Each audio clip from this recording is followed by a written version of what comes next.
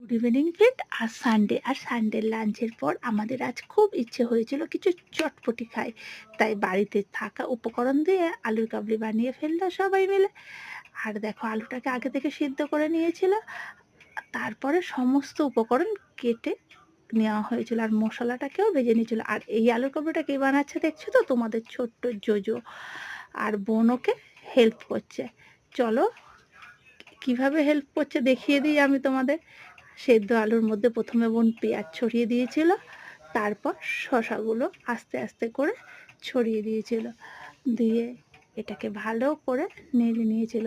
But অপর প্রান্তে JoJo বসে কিন্তু ভীষণ চিৎকার করছিল, কারণ এই কাজটাও করতে চেয়েছিল।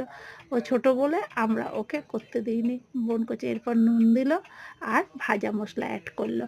লঙ্কাটা এখন অ্যাড করলো না, কারণ ডোডো যে ছোটো, ওদেরটা কাটিয়ে নিয়ে তারপর অ্যাড করেছিল লঙ্কাটা। সমস্ত উপকরণ দিয়ে এবং পরে ছোলা দেওয়া হয়েছিল। আমাদের আলুর কাবলি রেডি হয়ে গেছে।